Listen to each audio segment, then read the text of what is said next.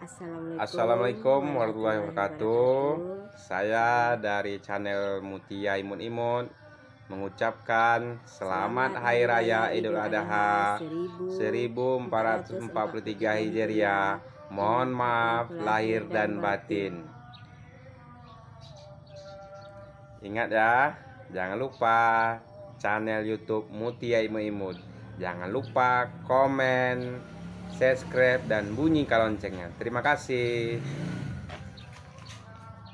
Sallallahu alaihi wasallam kata Umar. Jadi kata Umar, saya mendengarkan Rasulullah sallallahu alaihi wasallam yaqul, dia berkata kata Umar.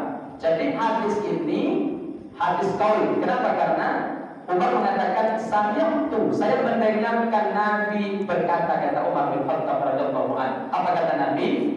Kata Nabi kita, innamal a'malu binniyat, kata Rasulullah, wa innamal likulli imri'in ma nawa.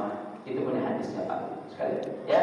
Jadi kata Nabi kita, sesungguhnya kata Nabi, setiap amal ibadah mesti dengan niat. Mesti dengan niat. Makanya Bapak Ibu sekalian, dalam mazhab Syafi'i, niat itu termasuk kepada rukun. Rukun itu kan ketika ibadah kita laksanakan, ada namanya syarat, ada namanya rukun. Syarat itu sesuatu yang mesti terpenuhi sebelum ibadah itu kita laksanakan, tapi dia bukan dari bagian dari ibadah. Itu disebut dengan syarat. Maka nanti kalau sholat, dia syaratnya apa Ustaz? Mesti menghadap kiblat, mesti bersuci badan kita, tompet, pakaian, ya. Kemudian tidak boleh kita berhadas kecil, apalagi berhadas besar. Itu syarat sah sholat namanya. Menghadap kiblat, menyentuh aurat, itu namanya syarat sah. Itu mesti ada sebelum kita melaksanakan ibadah tersebut. Tapi kalau rukun itu sesuatu yang kita kerjakan ketika kita melaksanakan ibadah tersebut. Jamaah sekalian. Makanya niat itu termasuk kepada salah satu rukun ketika kita melaksanakan satu ibadah. Niat itu, baik itu wudu, maka salah satu rukunnya adalah niat. Sholat umpamanya, salah satu rukun apa? Adalah niat juga. Jadi niat ini adalah termasuk kepada rukun. Artinya ketika kita berniat tatkala melaksanakan satu amal ibadah, maka amal tersebut ditolak oleh Allah Subhanahu wa taala. Sama dengan kita ke masjid malam ini Bapak Surmati, datang kita ke masjid, ini mesti ada niat ya. Duduk kita di masjid, kalau seandainya duduk saja tidak mendapatkan ibadah insya Allah. Tapi ketika duduk itu kita barengi dengan niat, sengaja aku duduk yang tikap. Itu menjadi ibadah di sisi Allah Subhanahu wa taala. Tapi kalau hanya duduk saja tanpa adanya niat tikap, maka itu hanya menjadi duduk biasa saja. Begitu banyak, jadi harus ada niat. Makanya ketika hari Jumat sebelum khatib naik ke atas mimbar diinginkan oleh pengurus masjid, bagi bapak-bapak sekalian, kata pengurus masjid, agar duduk kita menjadi ibadah, maka pasanglah niat yang tikap. Niat yang iktikaf itu diingatkan oleh pengurus masjid sebelum khatib naik ke atas mimbar Bapak Ibu sekalian. Jadi kata Nabi, innamal a'malu binniyat. Sesungguhnya setiap amal itu mesti dengan niat. Jamaah sekalian. Niat itu apa Ustaz? Dulu ketika kita belajar di MDTA, ketika ke Soni, kata orang guru Jawa, niat itu adalah menyengaja. Ya. Tapi saya baca dalam pemahaman yang lain, niat itu adalah al-qasdu, tujuan. Apa tujuan datang malam ke masjid? Untuk sholat. Jadi niat itu adalah al-qasdu. Itu secara bahasanya. Ya. Secara istilahnya niat itu diartikan oleh ulama kita adalah qasdus syai', muqtaridul yaqin, kata ulama kita. Satu amal ibadah yang kita laksanakan, lalu ada niat, dan niat itu bersamaan dengan ibadah yang kita laksanakan itu.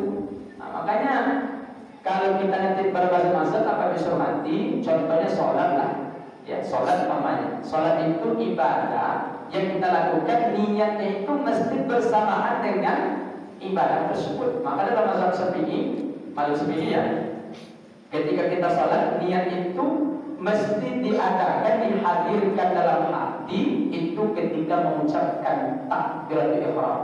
Artinya dalam mazhab Syafi'i, artinya ketika Allahu Akbar. Jadi antara alif dengan ro dalam mazhab Syafi'i itu mesti disiplin dipasang. Nah, tapi di dalam satu mazhab Syafi'i. Tapi nanti kalau dalam mazhab yang lain, nah itu beda ya mas sekalian. Dalam mazhab yang lain boleh-boleh saja ketika kita sholat misalnya umpamanya itu niatnya dipasang beberapa saat menjelang kita angkat takbir. Dan aku yakin percaya ini sudah dibahas oleh Ustadz kita Ustadz terkait masalah niat jamaah sekalian. Ya, jadi niat ini adalah rukun. Makanya mesti berniat ya ketika melaksanakan satu ibadah kepada Allah Subhanahu wa taala. Makanya kata Imam Syafi'i rahimahullah, hadis ini adalah sepertiga daripada agama.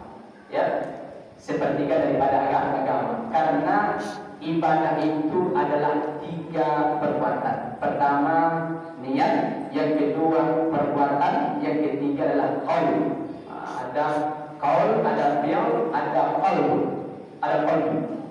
Bayangkan kalau kita sholat misalnya ada rukun qalbi, ada rukun fi'li, ada rukun qauli. Yang rukun qalbi itu yang mana? Niat dalam hati termasuk kepada rukun qalbi. Maka niat itu tidak bisa dilisan kalau nanti. Yang mengucapkan tadi ketika maghrib sholat fardhu maghrib salasa raka'atin ma'muman lillahi ta'ala itu bukan niat ya. Bukan niat. Niat itu mesti dalam hati dia. Ya. Yang kita ucapkan itu hanyalah menguatkan apa yang sudah kita niatkan. Silakan saya tidak masalah. Terutama bagi kita yang suka was-was sama sekalian. Begitulah kita menjelaskan. Jadi tapi pada prinsipnya niat itu tetap dalam hati. Jadi kalau ada orang yang sholat isya nanti usolli fardhu isya'i arba'a raka'atin ma'muman lillahi ta'ala Allahu Akbar. Yang akan takbir. Tapi tidak ada niat dalam hati, maka niat tidak sah ya Pak. Karena niat itu letaknya mahallun niat al-qalb. Niat itu tetap dalam hati dia. Jadi tidak bisa kita pindah-pindah. Ni rukun qalbi tidak bisa kita pindahkan kepada rukun qauli. Rukun qauli tidak bisa kita pindahkan kepada rukun qalbi dia. Rukun qauli tetap rukun qauli. Rukun qalbi tetap rukun qalbi dia. Tidak bisa nanti rukun qauli itu kita pindahkan kepada rukun qalbi, tidak bisa. Apa contohnya Ustaz? Rukun qauli dalam salat itu dalam mazhab Syafi'i 5 rukun qauli. Pertama takbiratul ihram. Yang kedua adalah membaca surah Al-Fatihah. Setelah itu membaca tasyahud awal. Setelah itu membaca shalawat Nabi. Yang kelima mengucapkan salam. Ini adalah rukun qauli. Mesti dilisankan ya jamaah sekalian. Lalu ketika ada nanti jamaah, ketikanya sholat, Allahu Akbar. Lalu mulutnya diam saja Bapak sekalian. Diam saja mulutnya. Diam mulutnya diam saja. Setelah sholat kita tanya, Bu atau Pak, tadi ketika Bapak sholat mulut kita tidak bergerak Pak. Ustaz, tadi aku baca surah Al-Fatihah itu Ustaz dalam hati saya Ustaz. Ya, dalam hati. Nah, ketika dibaca surah Al-Fatihah itu dalam hati, maka berarti dia memindahkan dari rukun qauli menjadi rukun qalbi. Maka tidak sah salatnya. Karena mesti dilisankan ya, diucapkan la sholata liman lam yaqra kata Nabi. Tidak sah sholat kata Nabi kalau tidak membaca. Kalau tidak membaca surah Al-Fatihah, berarti kalau dibaca, kalau membaca itu macam apa Ustaz? Ya dilisankan ya. Nah, dilisankan ya. Makanya membaca surah Al-Fatihah, membaca takbiratul ihram, ya, atau membaca tasyahud, membaca surah Nabi, mengucapkan salam, ini mesti dilisankan jamaah sekalian. Nah, supaya jadi ada rukun qauli, ada rukun fi'li, ada rukun fi'li. Itu maksudnya perbuatan. Rukuknya bagaimana, sujudnya bagaimana, dalam sholat itu disebut namanya rukun fi'li jamaah sekalian. Bapak Ibu dimuliakan Allah Subhanahu wa taala.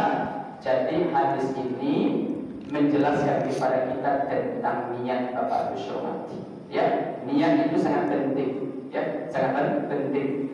Makanya jamaah sekalian dimuliakan Allah Subhanahu wa taala, karena yang fungsi niat itu pertama Bapak Ibu sekalian membedakan antara ibadah dengan kebiasaan ibu. Ibu yang di belakang, ya, Ibu biasa tidak makan, tidak minum dari mulai terbit fajar sampai tenggelam matahari. Ibu tidak makan, tidak minum, tidak makan, tidak minum. Ketika ditanya orang oleh suaminya, puasa kata ibu, enggak Pak, aku tidak puasa Pak. Kenapa tidak makan, tidak minum? Rupanya ibu kata diet ibu, diet.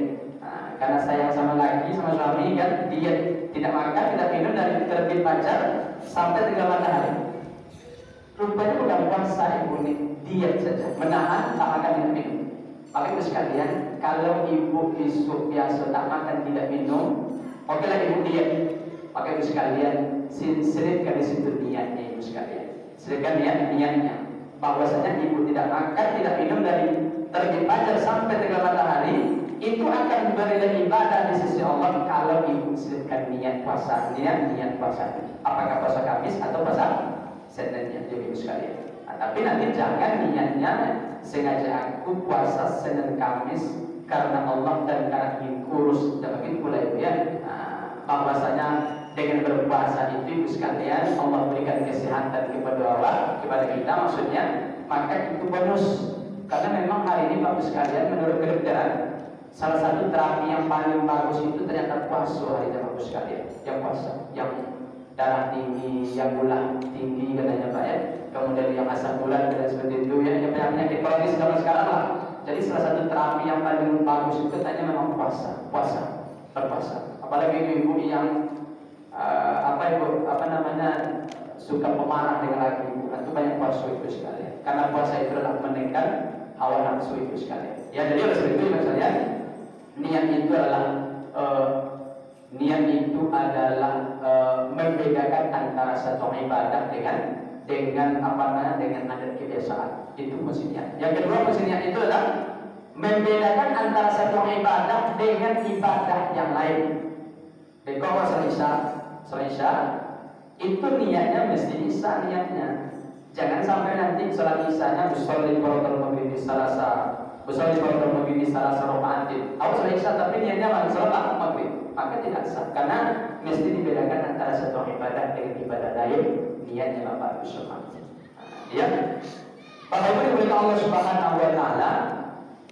Jadi kelanjutan hadis itu adalah wa innama likulli imri'in manawa, dan kita akan mendapatkan kebaikan pahala dari apa yang kita niatkan ya Bapak sekalian ya. Lalu hadis ini dilanjutkan Nabi, faman kana hijratuhu ila Allahi wa rasulihi fa hijratuhu ila Allah wa rasulihi, kata Nabi. Jadi kata Nabi, barang siapa yang hijrah kepada Allah dan Rasulnya, fa hijratuhu ila Allahi wa rasulihi, maka dia mendapatkan pahala hijrah kepada Allah dan Rasulnya.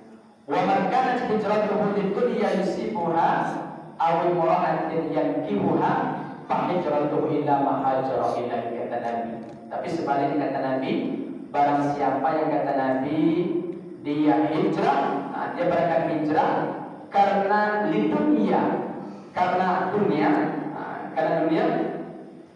kemudian atau karena wanita yang ingin dia nikahi, maka hijrahnya bernilai seperti apa yang dia niatkan. Jadi ayat itu namanya asbabun nuzul, sebab sebetulnya ayat. Kalau hadis itu namanya asbabun nuzul, sebab hadis itu keluar. Karena kenapa ada niat, ada yang mengatakan innamal a'malu binniyat, lalu di ujung hadis mengatakan tentang hijrah. Karena hadis ini Bapak Ibu hormati, asbabun nuzulnya ketika Nabi hijrah di tahun ke-13 ke kota Madinah Al-Munawwarah, ada seorang laki-laki Bapak sekalian, dia hijrah. Tapi dia hijrah itu bukan karena Allah Subhanahu Wa Taala. Ya, dia hijrah ingin dia mengikuti seorang perempuan yang dia cintai, dan dia ingin menikahi perempuan tersebut. Dia bukan karena Allah Subhanahu Wa Taala, tapi karena ingin di dunia, karena ingin menikahi seorang perempuan. Makanya Nabi mengatakan yang hijrah karena Allah, maka dia mendapatkan pahala dari Allah Subhanahu Wa Taala. Tapi orang yang hijrah kata Nabi karena di dunia, yusibuha aw imra'atin yankihuha, atau dia hijrah karena ada perempuan yang ingin dia nikahi, dia hijrah ke Madinah, fa hijratuhu ila Allah ila ma hajara, maka dia akan mendapatkan hijrah dan dengan niat ingin menikahi perempuan tadi, maka niatnya kesampaian Pak.